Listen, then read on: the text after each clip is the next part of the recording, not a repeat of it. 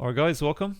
I'm making this to share what I truly think is the best move for Q2. As you may know, Q1 has come to an end and now it's a fresh start. So whether you are trying to find your first winner or hopefully try to scale, then this is the season, okay?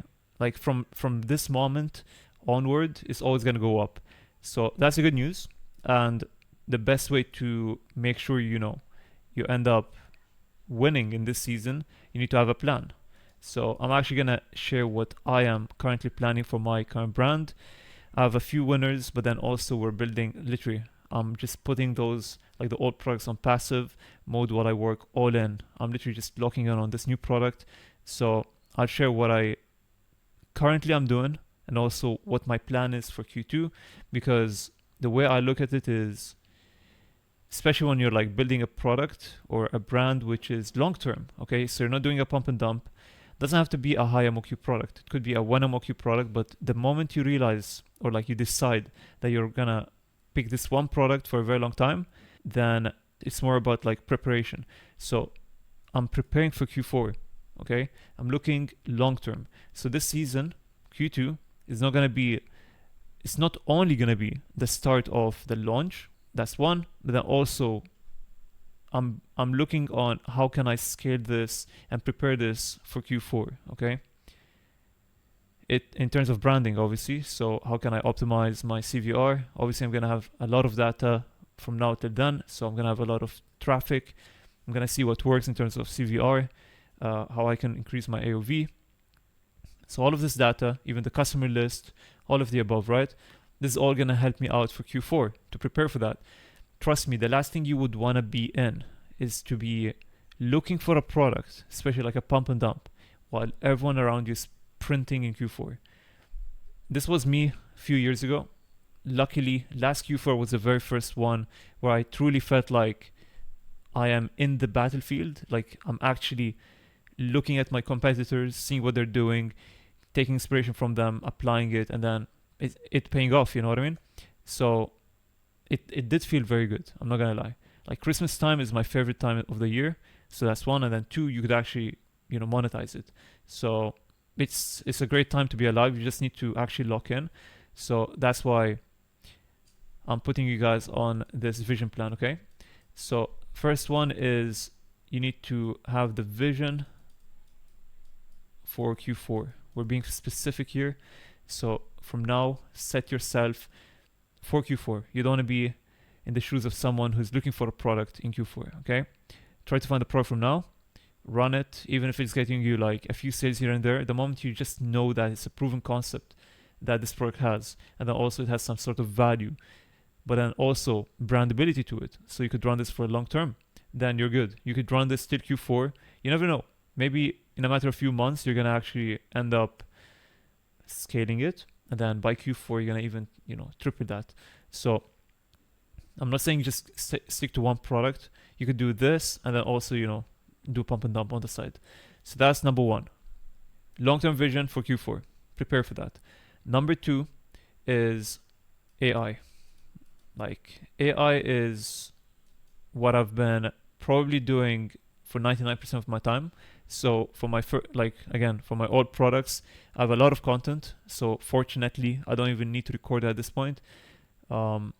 Yeah, I'm literally just doing it passively with my old content, and it's paying off. Every now and then, I'll do like a photo shoot, but for the new product, I'm just fully invested into it, and it's all AI. So luckily, I took this path into discovering what I could do, because again, 99% of people, they would do the UGC, right? UGC, where they would either share facts, build the product, create some sort of storyline. So that's not what we're doing. We're actually doing the 1% method, which is create the product, okay? So you have two options. You could film the first part of the video and then stitch up the final clip of the product, or vice versa, okay? So ask yourself, what am I lacking? What's my weak point?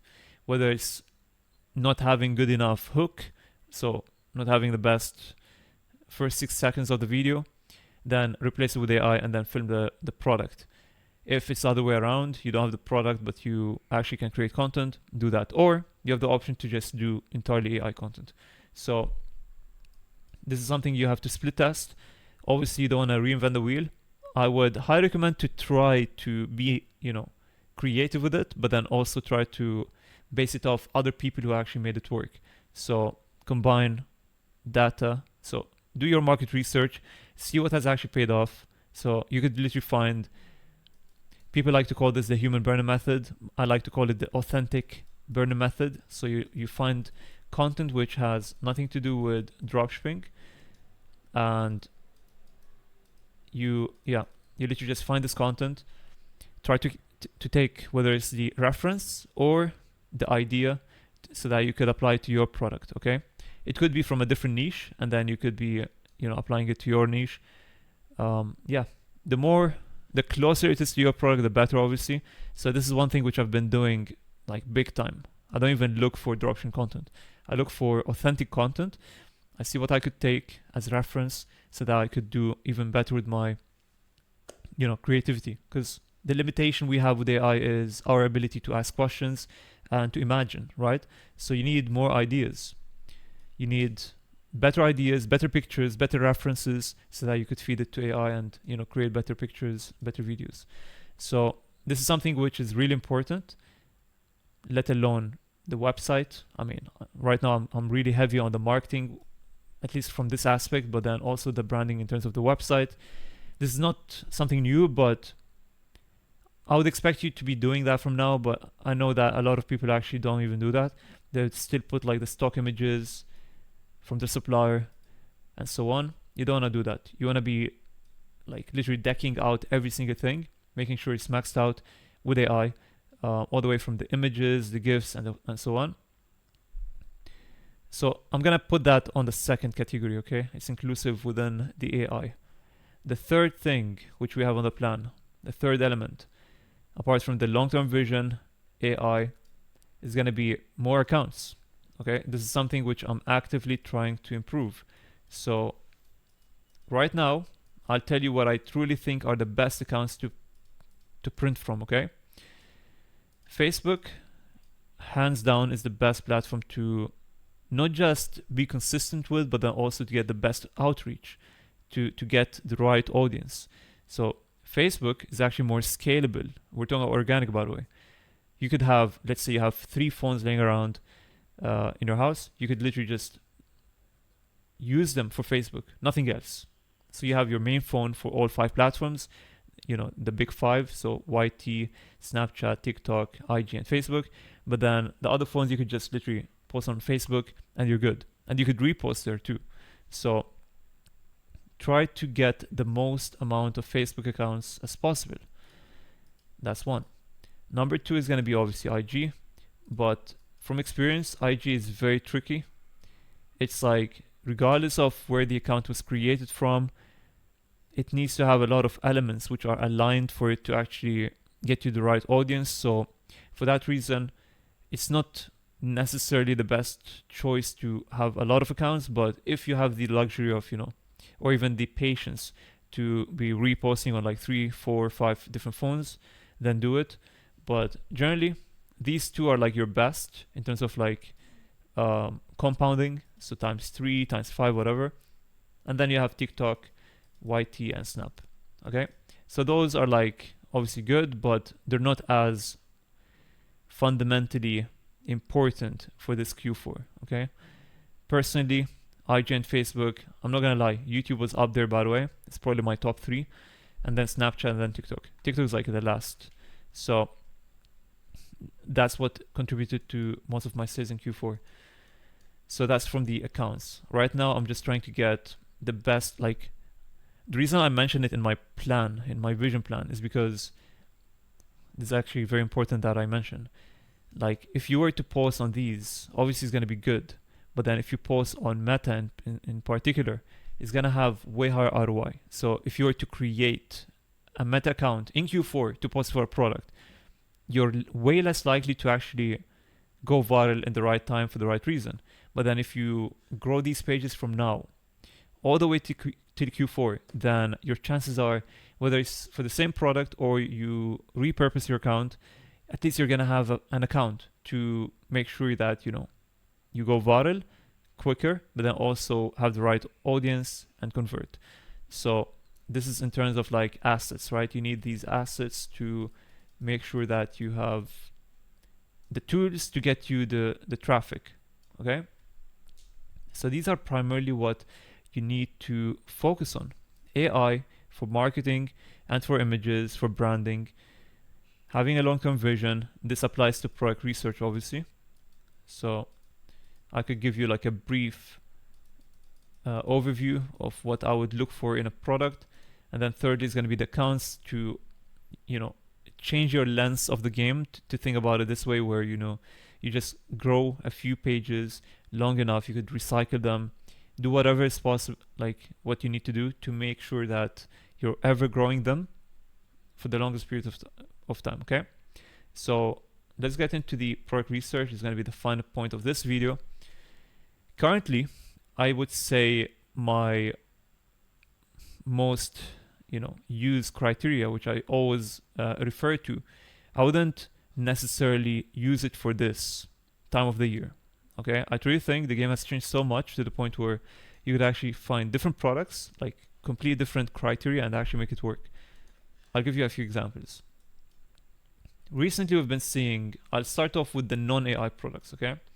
Just to make it clear that you could actually go viral with non-AI products and actually print, okay? We've been seeing a lot of meme products, and those have actually been performing really well. But these meme products are not just random gimmick products. They're actually such high value products to the point where, me looking back at 3 years ago when I first started, if I were to run a pump and dump, because I would say meme products are pump and dump, right? So, by the way, I'll get into context, don't worry. Maybe it's not a very good way to call it a meme product because it's actually a good product. But 3 years ago, whenever I would see like a meme product, it wouldn't have such value. So I'll give you an example without like leaking too much. So because there's actually really high potential like winners, which are meme products. So this wand which you could pay with. This is like you put your credit card here. So this is actually a good product, but not a lot of people actually made it work. So it's obviously, pump and dump is a rat race. So whoever does it first, goes viral for the right reason, has the better outreach, they're gonna, convert better. So a few people actually printed with this because they were targeting people who have a credit card. See, it's not a random meme product. They're very specific with their, like whoever decided to sell this product is actually very smart because you're targeting people who already have a credit card, so they have buying power, but also they have some sense of humor. So I think generally they're marketing it for couples. I'm assuming this is gonna naturally go to the right audience, okay? For example, the US audience.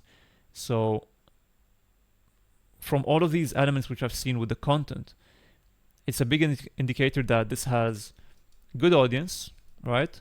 So it's targeting people who have money, and then the format, so the meme or the joke or the idea of the video that they're making is more relevant to the US audience. And then thirdly, it has such a wow factor that it's gonna go viral quickly. So this is just like an example. Recently there's more examples, but I would be leaking too much. And then number two, but yeah, I would suggest you look for these. These would be like on the side, okay? You know me, I'm a branded guy.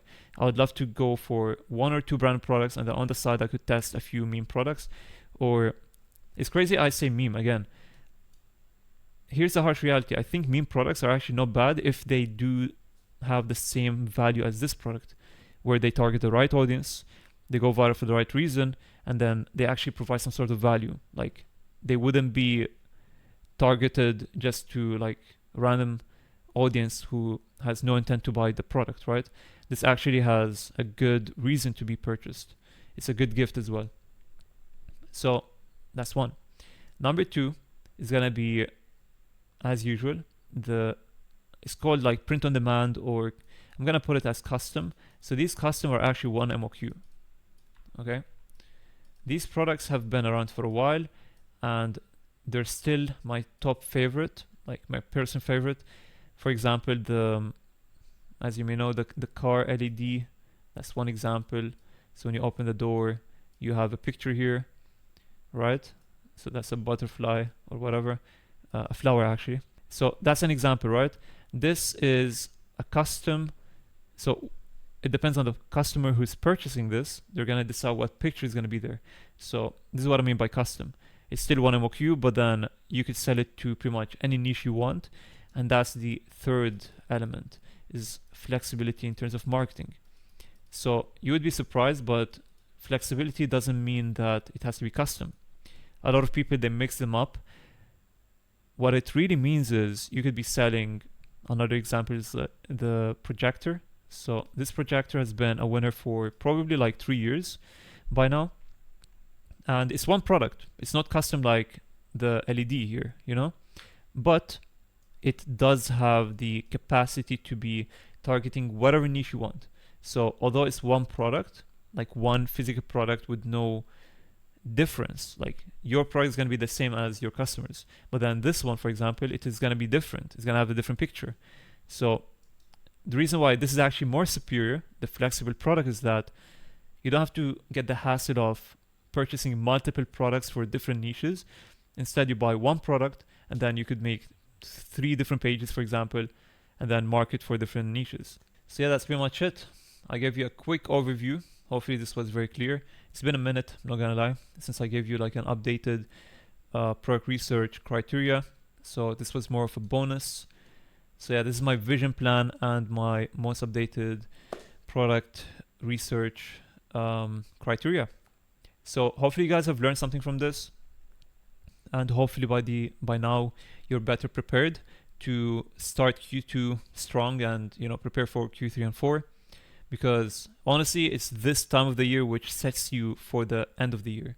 If you're like, Q3 will pass like this, okay? Q2 is like where you actually have some time to, to develop ideas, to test enough products to see what actually can stick, and you could scale for Q4.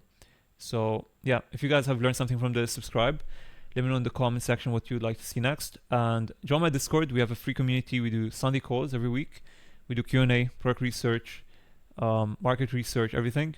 The last thing is going to be regarding the affiliate program. So if you're interested to join for the new brand, which I briefly mentioned in this video, we've been cooking on this new brand I've been working hard on this actually for the past like 4 months. But this month, like literally in a few weeks, if not 1 week, we're going to launch. So if you'd like to be part of the team, I'm going to accept like 1 or 2 more. So let me know on Discord. And again, it's not for everyone. It's only for, whoever's serious enough to do it and then is willing to learn, okay? So if you're interested, let me know on Discord. And that's pretty much it. Thank you guys for watching. I'll see you in the next one.